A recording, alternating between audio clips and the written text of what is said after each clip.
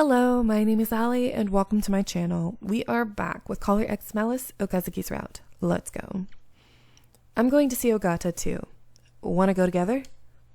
My suspicions of Ogata had only intensified after I reviewed the information with Okazaki. What kind of person was he? Was he connected to Adonis?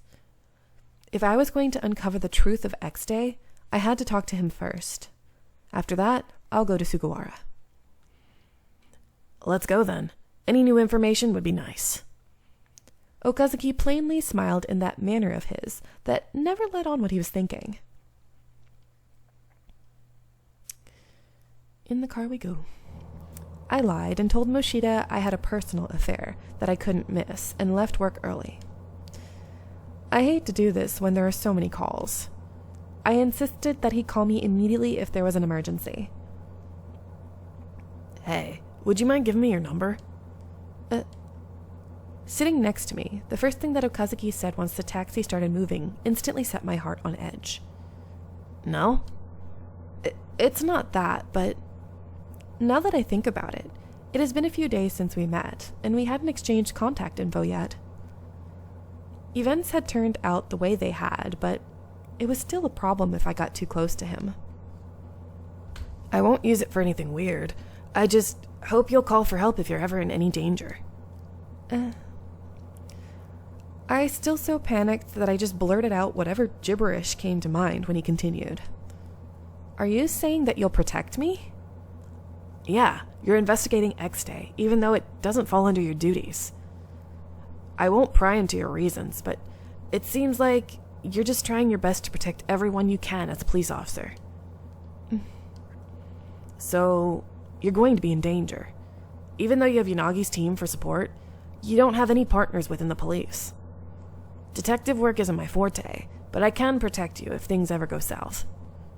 Okazaki. His supposed motives and gentle tone warmed my heart. So let me protect you. If anything happens, just count on me, okay? He grinned, and I also smiled and nodded in response. Thank you. I'm happy to hear it.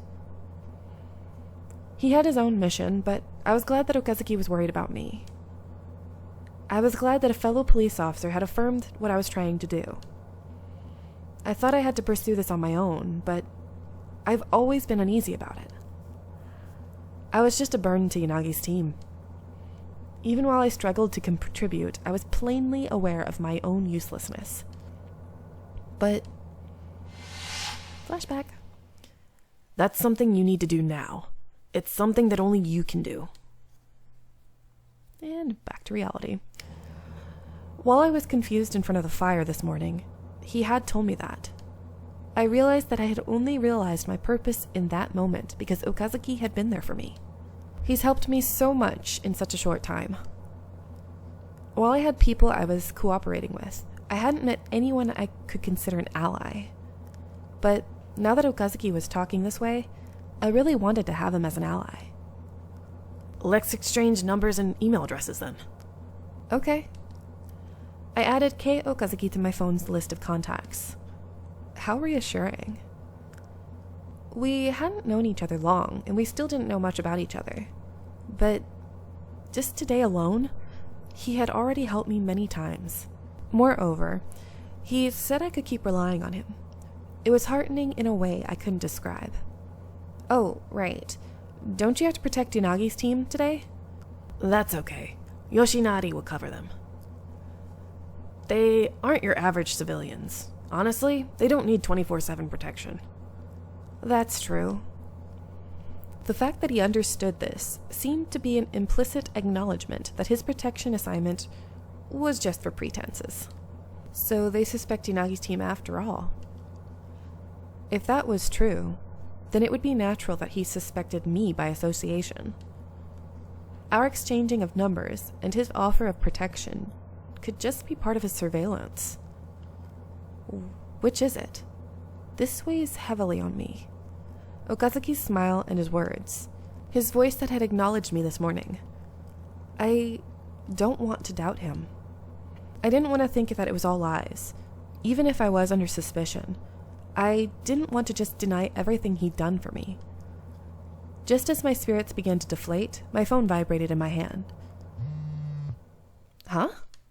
Because it had jarred me out of a taxing train of thought, I yelped in surprise. The sender of the message was none other than Okazaki, who was literally right next to me. Have y'all done that with your friends? I've done it constantly. We're sitting next to each other and we're just texting each other like, whatever. I want to see you laugh. Stay strong. I looked up with a blank expression on my face. Okazaki was grinning. We're going to say thanks, I believe. Let me just make sure, but I believe we're going to just say thanks. Yeah, okay. Oopsies. As I drop my phone. I must have made him worry. Maybe him texting as opposed to saying it directly was his way of showing that he cared. The thought made me feel warm inside, so I typed out a heartfelt reply. Thank you. That's such a long reply. He replied immediately. You're welcome. Those emojis. I couldn't stifle a giggle. It seemed unlike Okazaki to use an emoji in a message. Afterward, we continued texting while we were right beside each other. I'm hungry. What I should have for dinner? Are you eating at home?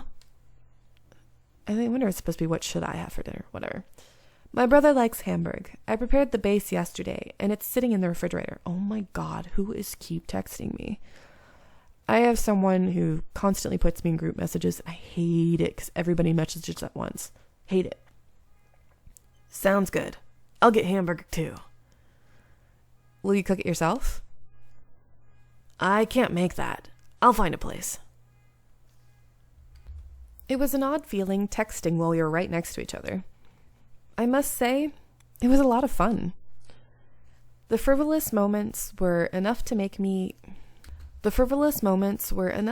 forget about all of the day's stress. Oh wait, no, that's him. The frivolous moments were enough to make me forget about all of the day's stress. Would you cook it for me one day? When I looked up, Okazaki was waiting for me with an expectant expression. Maybe if there's time. Yay! Looking forward to it. I didn't say I would, though. While exchanging carefree messages, our eyes met and we smiled. This is so relaxing. I felt better when I was with Okazaki. I also realized that I could smile naturally. The moments lazily passed and I embraced their comfort. All right. Finally, the approval to perform an interview came down. Ogata was pale. Before we could introduce ourselves, he leaned in and started speaking. I'm innocent. It was self-defense. There are witnesses who can back me up, so why is it taking so long for this to go to trial? That's... Even you people should understand. If you don't recognize the legitimacy of my case, the police are going to make a big mistake again. He must have been referring to his mistaken arrest in the past. In May, Ogata was marked as a suspect because the police had thought that he was acting out of revenge for his prior mistaken arrest. Then, he was at the center of an incident in July, and now he was here in jail. Calm down. We came here to ask you some questions. Okazaki spoke to Ogata in a calm tone. So, you say it was in self-defense. You stabbed the victim directly in the heart. Were you trained to do that? I don't know what you're talking about. That was just by accident. It was completely random that I got him in the heart after I took the knife from him. Ogata boldly spat out a retort while glaring at Okazaki. But it was easy to pick up the quivering in his voice. A coincidence, you say? It's possible. So, you just happened to be passing by, just happened to pick up Shimizu's knife, and just happened to stab him in the heart with one shot. What are you getting at? Ogata was clearly irritated by Okazaki's unflinching calm. Are you trying to say that I killed the man on purpose? That means you must be working from the assumption that I provoked the stalker into attacking so that I could kill him in self-defense. Then what's my relationship to Shimizu? My motive? I realized I've changed his voice twice already in this video right now. Where's your proof that I'm connected to these X-Day murders? Seeing that we didn't have any answers, Ogata smiled triumphantly. See, you've got nothing, yet you cops are treating me like a criminal for being that woman's hero. It was the same back in May. They just assumed that I must have killed those cops out of revenge for arresting me before. You know that I've got a rock-solid alibi. I was traveling overseas at the time. That's right. You couldn't possibly have committed the crime. Psh! Change your tune? That's how you dirty cops should be. How many people do you think have gotten hurt by your sloppy investigations? The police will never find the truth. Not while you only think of meeting your quotas by trampling on victims and coercing confessions. I bet those X-Day crimes have been still going on while I've been locked up in here. Why don't you try solving those? I had no retort for that. The truth was that the X-Day crimes were ongoing, and the body count continued to pile up. Even while I'm here now, somebody could be. When I gripped my knees in frustration, Okazaki put a hand on mine. When I looked up, Okazaki was staring straight at Ogata. It felt like the warmth of Okazaki's hand was calming me down.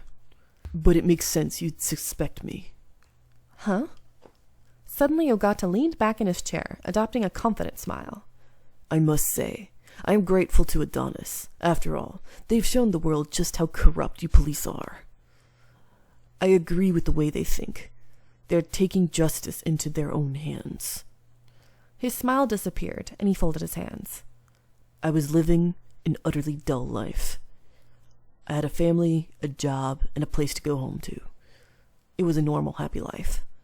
But one day, my normal was completely obliterated. A deep, stern, hollow voice emanated from Ogata's lips. 2 years ago. It should have been a day just like any other. On the way to work, I stepped in to break up a fight, with nothing but good intentions. I didn't do anything. I was just leading a normal life, but...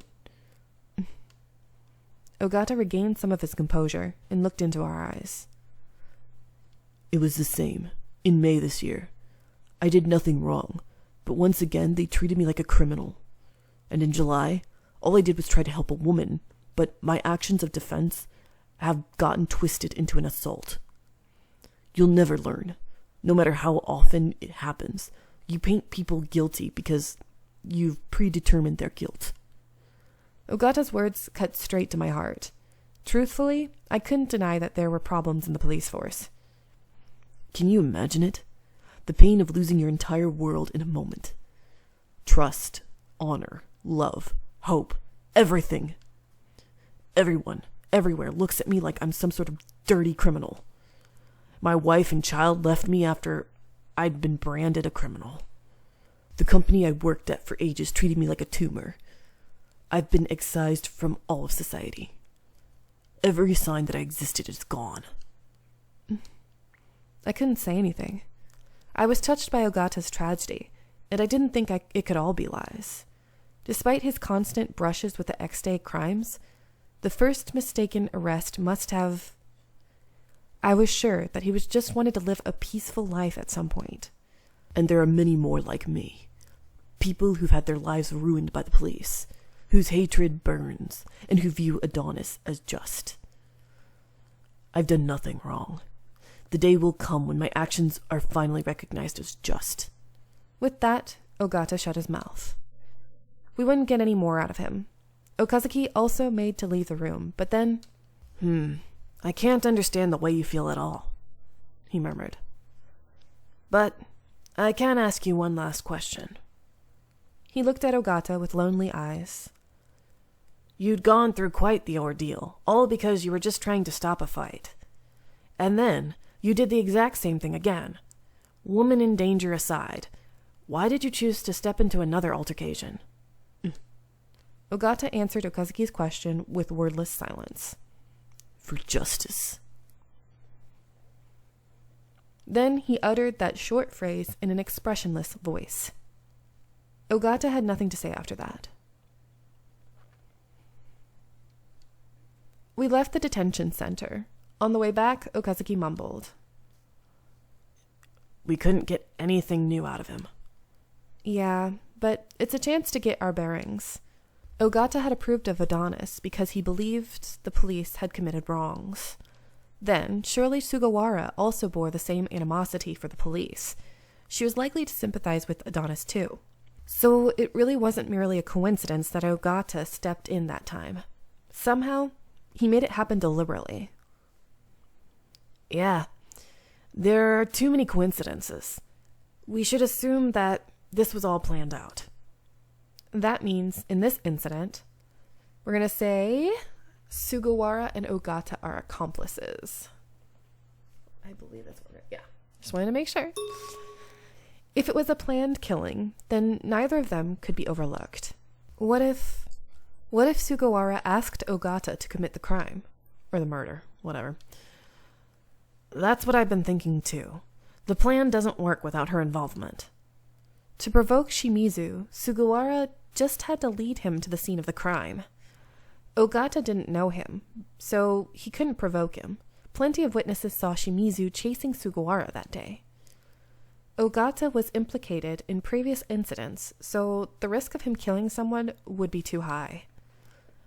No matter how much he insists it was self-defense, there would be harsh consequences for him. Normally, someone in that situation would want to avoid fighting, never mind killing someone. Which means Ogata went that far, is what we're going to say. What if, in the heat of the moment, Ogata just decided to go that far? What do you mean? One of the officers killed in May mistakenly arrested Ogata in the past. It completely ruined his life. According to his own words, it was reasonable for someone in his shoes to consider revenge, right? So, shouldn't we consider Ogata the true culprit in May? Wait, that's impossible. He had an alibi, remember? Yes, that's why. We are going to say it was substitute murder. Right? Yeah. Could it possibly be a substitute murder? A substitute murder? Okazaki was surprised, but he nodded. His alibi of traveling overseas is ironclad. But looking at it another way, it's so watertight that it looks prepared. In May, someone acted on Ogata's behalf, and then Ogata repaid that debt by acting in July? Yeah, that explanation ties up all the loose ends. In contrast with the vindicated look on Okazaki's face, my own thoughts were hazy. If they were substitute murderers, the motive for the July murder would be revenge for Sugawara. And if Ogata and Sugawara were somehow connected, then Sugawara could have committed a crime on someone else's behalf. If all of the X-Day crimes are substitute murders, then I wonder about the other months. They were crimes carried out by Adonis. That meant there could have been a different agent committing the murders each month. Every suspect in the X-Day crimes thus far had unnaturally perfect alibis. It was likely that each crime had been committed by a proxy who wouldn't have any direct motive. But the scale is just too massive. Even if we chased down the lead for one crime, it would be very difficult to nail down proof. This is just... I'm getting a headache. My brain was fried from information overload. A hand landed gently on my head, followed by a sigh. We should leave the rest to investigations. This is too much for the two of us to unravel. As he patted me on the head, my anxiety slowly faded. What's your duty? To protect the safety of Shinjuku's residents. Right. So it is. You remembered. Good. Good. With a satisfied smile, Okazaki removed his hand from my head. The warmth vanished too, leaving me feeling slightly alone. Thank you, Okazaki. Huh? I didn't do anything, though. He always found a way to bring me back to reality, just like he did when I panicked at the scene of the fire. He considered the things that were important to me as if they were important to him too. All he does is help me. I felt guilty about it, but it also filled me with renewed resolve. I'm going to let you guys go here. I hope you are enjoying, and I'll see you in the next one. Bye!